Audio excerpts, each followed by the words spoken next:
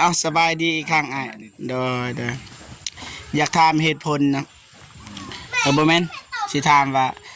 อ้ายกับแม่ผู้ที่ตาบอดหันเป็นหยังกันพี่น้องสันจำบ่มาเป็นพี่น้องเป็นสันจำตัวคอยอันไอ้ต้นสงสารเพิ่นแล้วเอามาเลี้ยงมาอยู่เพิ่นบ่มีบ่อนอยู่บนไสแต่เป็นเฮาเป็นพี่น้องธรรมดาแหละไอ้ต้นสงสารเพิ่นโอ้จึงมาเอาเลี้ยงเพิ่นบ่มีบ่อนอยู่บนไสครับพ่อยังบ่มีแต่ก่อนนี่น้องคิดว่านี่เป็นพี่น้องสันจำนี่บ่แม่นเนาะบ่พ่อเพิ่นเสียแล้วครับพ่อลูกเต้าเพิ่นก็บ่มีเสียเบิดลูกหลานก็เสียหมดป้าแสดงว่านี่อ้ายเป็นคนดูแลตอนนี้นะพอแล้วดูแล10 ปลาย20 ปีแล้วนะเอาดูแลคนทั้งนับเป็นคนตาบอดก็10 ปลายปีแหละตาบอดอ้ายเอาหยังเลี้ยงเพิ่นมาเตะนั่นได้เฮากินกันนั่นเพิ่นกินนั่นแหละเขานับแล้วเบิ่งเฮ็ดเทือนให้เพิ่นได้กระตุกแบบกูเลยแต่ว่าตอนนี้เฮ็ดใหม่อีกพี่น้องเนาะนี่เพราะอันน้องเองมาช่วยแหละอันผู้ใหญ่ใจดีหันเลยมาช่วยอุดหนุนให้อันป้าตัวนี้ก็ร้านไปตัวนี้ผู้เบิ่งแย่งเพิ่นก็ผู้ใหญ่ใจดีก็ได้มาเบิ่งมาช่วยประกอบสำนี้ก็ดีอกดีใจแหละอ้าวขับใจอันว่าเจ็บอันที่ได้เฮ็ดเวียกอันได้เฮ็ดเพื่อนพอทีมงานเพิ่นก็มาปะแล้วนางในบ่าวเจ็บยังมาเฮ็ดเวียกงานอยู่นี่นี่ฮอดมื้อนี้ก็มาเอื้อนและยังเพิ่นจนฮอดสำเร็จให้ขับใจหลายๆให้เพิ่นเป็นหยังจะถูยืนนานสุขภาพของพ่อให้ร่ำให้รวยข้างหน้าได้โดยสาธุโอเคขอบใจเลยมื้อนี้ก็บ่ได้เมื่อบ้านคือเก่าพี่น้องเนาะสิขออาศัยกับอ้ายเนาะได้บ่ได้เมียนก่อนนี่ได้บ่ได้เพราะว่าอยากนอนอยู่นี่นะเพราะว่าเพื่อนอ้ายก็นี่แต่ว่าเฮาก็สินอนพ่อแม่พี่น้องเนาะเพื่อว่าอยากให้มันแล้วมื้ออื่นมันสั่นซะเนาะป้าครับสุดท้ายกินเองไปแล้วขอโทษหลายๆเด้อแม่พิมพ์เด้อบ่มีทางเลือกแม่เพิ่นบ่ว่าหยัง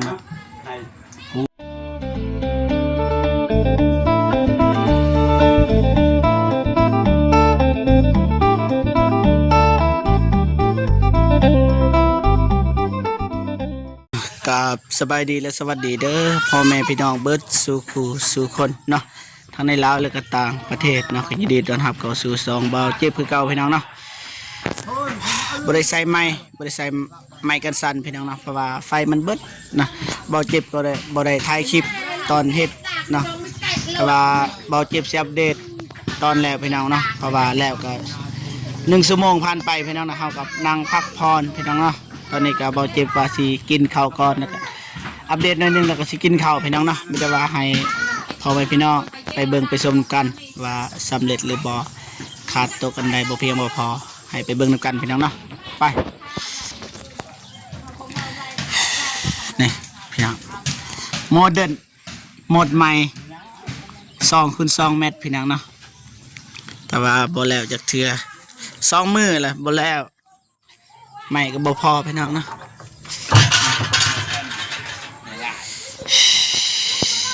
ประมาณนี้ใหม่บ่พอพี่น้องต้องปลายนี่ซากนี่ก็ซากนี่ก็อายมาใส่ใหม่สบายดีอายสบายดีเนาะสูบยาพี่น้องเนาะบ่สบายดีก็ได้เห็นกันตลอดคู่มือจะได้ขาดตกอันใดบ่เพียงบ่พอว่ามาไม่แป้นยังไม่ทันพอประมาณ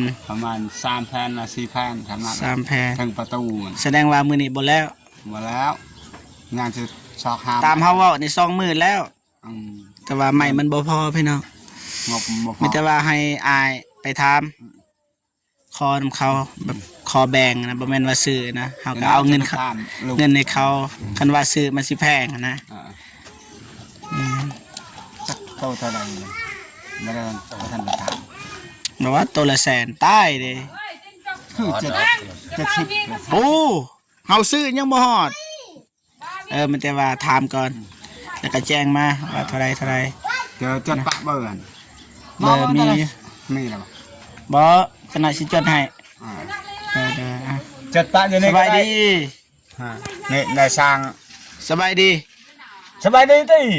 สบายดีเด้อ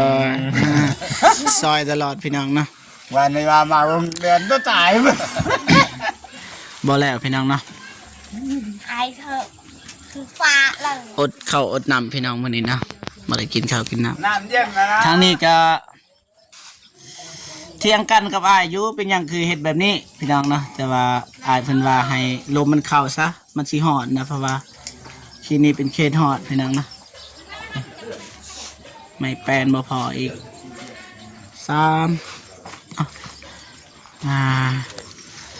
น่าจะพอเงินเบาเจ็บนะแต่ว่ากันเพราะว่าเบาเจ็บก็ซื้อของมายิกมาย่อยแล้วยังบ่ทันคิดไรไม่แต่ว่ามื้ออื่นเบาเจ็บก็สิมาใหม่พี่น้องเนาะมีตัว2 มือพี่น้องเนาะทีมงานเฮาก็บ่มีไผมาเลยพี่น้องเนาะเพราะว่ามีเวียกทางอื่นพี่น้องเนาะเบาเจ็บก็ มาทางนี้คือเก่านะบ่อยากปะบ่อยากทิ่มอะไรพี่น้องคือพี่น้องฮู้นะเฮากระเทินได้รับจากผู้ใหญ่ใจบุญเนาะเพิ่นให้มาสร้างมาเฮ็ดให้พี่น้องเนาะเฮาก็จะเป็นต้องเฮ็ดให้มันสำเร็จนะเฮาบ่สามารถสิทิ่มสิปะว่าซั่นซะจังได๋ก็ให้มันสำเร็จก่อนพี่น้องเนาะแต่ว่าตอนนี้ก็เบาเจ็บสิกินหมี่ก่อนพี่น้องเนาะเพราะว่าหิวแห้งพี่น้องบ่ได้กินข้าวแต่ตอนเช้ากับอ้ายนั่นแหละนะก็อย่าว่ากันพี่น้องเนาะขี้ลายหรืองามก็เบิ่งเอา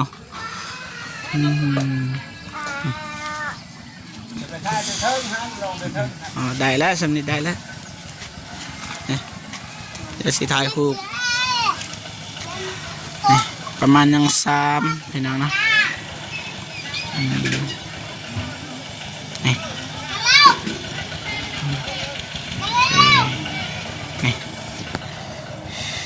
พ่อแม่พี่น้องเนาะมีแต่เบาเจ็บกับ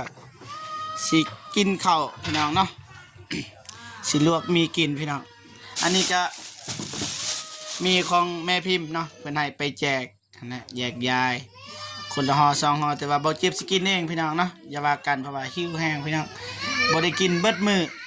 กินแต่ตอนเช้าพี่น้องหิวพี่น้องนะก็อย่าว่ากันเด้อผ้าไม่จับกล่องโอ้โหสิกาเอาจากห่อเนาะพี่น้องนะเอาห่อ1บ่แต่ว่ายามบ่อิ่มนะสิเอา2 ห่อแต่ว่ากันพี่น้องเอ้ยมือซักน้ำก็มีครบสุดถ่ายเพิ่นจัดให้มากินข้าวเลยกินข้าวนะบ่ไหวคิว บ่เป็น อยู่ยันตกตัวทำคนแตก กระยาบ่เอาบ่มี ไอ้เพิ่นทองนึ่ง เอาบ่เอาบ่ไอ้เอาของมีพิมพ์เนี่ยมาให้เลย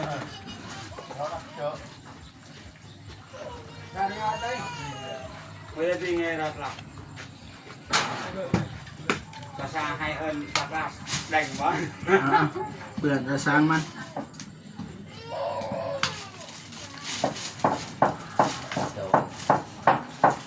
กินเปื้อนเลยพี่น้องกินเพื่ออยู่วันอยู่เพื่อกินไหน เบิ้งจกมาดูดีๆนะยังอยู่ห้อยโตนั่นน่ะ สิเอาเลยบ่สิไปซื้อบ่เรา เอาเลย จื้อเด้อขอให้เงินเท่าไหร่จื้อดิจื้อดิ ตอนเช้าตอนไหนจ้ะ มาเด้อ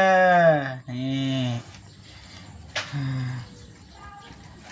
มาเด้อพี่น้องเด้อจะนำมาบสวนเนาะ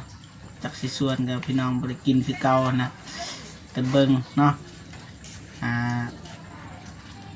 ตื่นน้ำลายเอาเด้อพี่น้องเด้อ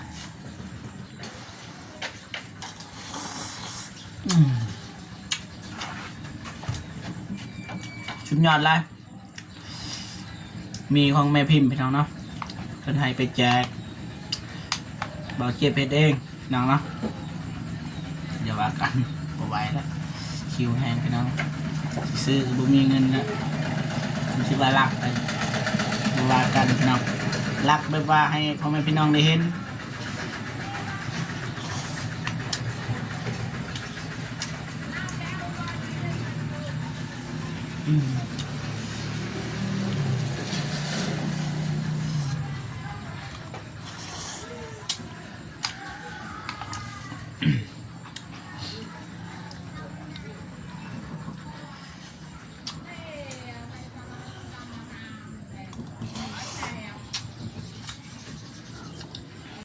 ไม่แป้นยังซ้ำอายเพิ่นว่าคือสิพออยู่เพราะว่าเขาก็เฮ็ดบางอย่างบ่มีไฟดับเบิดมือได้เมื่อวาน ไฟดับอยู่นี่เนาะพอเจ็บว่าสิเมื่อสากลงคลิปนะครับแต่ว่าบ่ได้เขาก็มาเฮ็ดแล้วบ่ได้ท้ายเด้อไฟก็มาบัดนี้เขาก็สากได้ 15% มาท้ายพักพรชั่วโมงหนึ่งจึงมาท้ายว่าเมื่อยนะพี่น้องว่าทีมงานเฮาก็บ่ได้มาบ่มีใครมาพี่น้องนะแต่บ่เจ็บมาคนเดียวเฮ็ดกับอายเพิ่น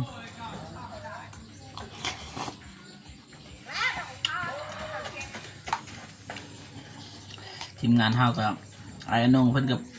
ไปทงวายพี่น้องไปบ้านน้องซาลี9,000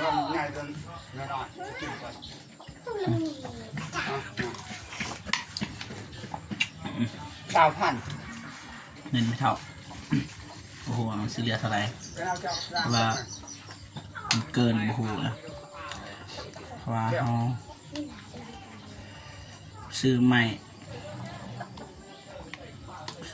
ซื้อสังกะสีซื้ออุปกรณ์ต่างๆเหล็กตะปูของเพนนี่ว่าเหล็กตะปู8มันใหญ่เกินนะแล้วก็ซื้อเหล็กตะปู6อีกน้องก็ซื้อน้ำซื้อในตะปู6ตะปู4ตะปูซีนะแมนตะปูซีขอโทษตอนนี้กำลังเลยน้องชายตัวนั้นเดี๋ยวว่ากันพี่น้องอ้ายนี่พี่น้องนี่กับแม่ผู้ตาบอดนี่สันจำเลยป่ะบ่แม่นป่ะอ้าวคือว่าอ้ายดูแลสันเราเขามาปะให้อ้ายเบิ่งกับเบิ่งเลยนะโอ้บ่แม่นพี่น้องสันจำเนาะแต่ว่าอ้ายเพิ่นก็ดูแลพ่อพี่น้องเนาะคือพ่อแม่พี่น้องได้เห็นเนี่ยบ้านของอ้ายเพิ่นก็อยากแซ่เลยพี่น้องเนาะใครเคี่ยวว่าเอาจับข้าวสกินก็ยังบ่มีพี่น้องเบิ่งพอจิบใช้เบิ่งพี่น้องนี่บ้านของอ้ายเพิ่นนะนี่อ้ายเพิ่นก็บ่มีหยังไม้มีอยู่ไม้เก่าๆแต่ว่าเงินสิเฮ็ดบ้านใหม่ก็บ่มีแต่ว่าทางนั้นอ้ายเพิ่นก็สิเฮ็ดทางนั้นนั่นนี่บางเสาเพิ่นก็ตังแต่ว่ายังบ่ทันมีเงินเถื่อพี่น้องเนาะเป็นกำลังใจให้อ้ายคือเก่านะ อ้ายเพิ่นก็เบิ่งก็แยงนี่แหละแม่เฒ่านี่พอเจ็บกันดนเท่านึงเสด็จมาคันเพิ่นบ่เลี้ยงก็คงสิบ่มีภัยแล้วคิดว่าสุดท้ายกินเองไปแล้วขอโทษหลายๆเด้อแม่พิมพ์เด้อมันบ่มีทางเลือกแม่เพิ่นบ่ว่าหยังเนาะฮู้อยู่บ่ว่าหยังเบิ่งแยงเด้อนั่นน่ะก็ติดต่อหากันคือเก่าเนาะในลูกร้านกินเหล้าได้บ่เหลือแตกเลยพี่น้องเด้อกินเหล้าเลยได้บ่นี่ให้เทือนมาไงบืนมาคือเก่าพี่น้องเนาะ มาคือเก่า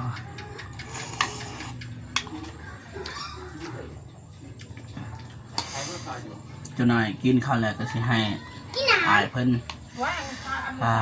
ขอบใจขอบุญกับคุณนะผู้ใหญ่ใจดีที่เอางบมาให้สร้างบ้านพี่น้องเนาะตอนนี้บ่เก็บกินข้าวก่อนพี่น้องเนาะบ่มื้อนี้มื้อก็ว่ากันมื้อเขาสิซื้อเพิ่มเด้ใหม่เนี่ยบางทีผู้ใหญ่ใจดีเขาเห็นใหม่มาพอบางทีเขาซื้อให้ก็มีมื้อขอบคุณไหมแบบนั้นนะใจบ่ซื้อเพื่อครับเฮาอีกโอเคทำพี่น้องเนาะอิ่มแล้วนะอ๋อลืมเอาชา อ้ายพี่น้อง ลืมเอาซ้ ไปลงบ้านนี่อิ่มแล้วเอาสบายดีอีกครั้งไอ้เด้ออยากถามเหตุผลนะบ่แม่นสิถามว่าอ้ายกับแม่ผู้ที่ตาบอดหันเป็นหยังกันพี่น้องสันจำบ่ มาเป็นมันพี่น้องเพิ่นจำจะคอยอันไอ้ต้นสงสารเพิ่นแล้วเอามาเลี้ยงมาอยู่เพิ่นบ่มีบ่อนอยู่บ่อนไสแต่เป็นเฮาเป็นพี่น้องธรรมดาแหละแต่ไอ้ต้นสงสารเพิ่น โอ้ จึงมาเอาเลี้ยงเพิ่นบ่มีบ่อนอยู่บ่อนไสครอบครัว โอ้ เนี่ยบ่ แต่ มี แต่ก่อนนี่น้องคิดว่านี่เป็นพี่น้องสันจำเด้อบ่แม่นเนาะ หมอ โอ้ ำตัวเพิ่นเสียแล้ว ครอบครัวลูกเต้าเพิ่นก็บ่มี เสียเบิดลูกหลานก็เสีย เสียหมด ป้าแสดงว่านี่อ้ายเป็นคนดูแลตอนนี้เนาะ ขอแล้วดูแล10ปลาย20ปีแล้วนะเอาดูแลเพิ่นทั้งนับแต่เพิ่นตาบอดก็10ปลายปีแหละตาบอด อ้ายเอาหยังเลี้ยงเพิ่น มาเตะนั่นได้เฮากินกันนั่นเพิ่นกินนั่นแหละเอาน้ำแล้วเบิ่งเฮ็ดเทือนให้เพิ่นได้กระตุกกับหมู่เลย แต่ว่าตอนนี้เฮ็ดใหม่อีกพี่น้องเนาะ นี่เพราะว่าน้องเองมาสวยแหละ ได้ อันผู้ใหญ่ใจดีหันได้มาสวยอุดหนุนให้อันป้าตัวนี้ก็ร้านไปตัวนี้ผู้เบิ่งแย่งเพิ่นก็ผู้ใหญ่ใจดีก็ได้มาเบิ่งว่าช่วยประกอบสำนี้ก็ดีอกดีใจแหละนำผู้ใหญ่ใจดี ได้อ่ะ ขอบใจนะบ่าวเจ็บกับบ่าวน้องตูนได้มาเบิ่งมาซื้อใหม่มาเฮ็ดเทือนให้ป้าตัวนี้ดีใจเด้ออันขอบใจอันนำผู้ใหญ่ใจดีได้อวยพรให้ช่วยเหลือให้ป้าตัวนี้ป้าก็ดีใจดีมกดีใจ ได้ ได้เบิ่งในแยงป้าได้เบิ่งแยงลานโผเบิ่งลานเด้อได้เบิ่งป้าตัวนี้ ได้ อ้าวขับใจอันว่าเจ็บอันที่ได้เฮ็ดเวียกอันได้เฮ็ดเพื่อนพอทีมงานเพิ่นก็มาปะแล้วนางในบ่าวเจ็บยังมาเฮ็ดเวียกงานอยู่นี่นี่ฮอดมื้อนี้ก็มาเอื้อนและยังเพิ่นจนฮอดสำเร็จให้ขับใจหลาย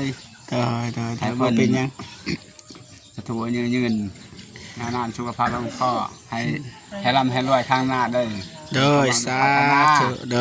าธุโอเคขอบใจหลายๆโอเคพ่อแม่พี่น้องเนาะคือ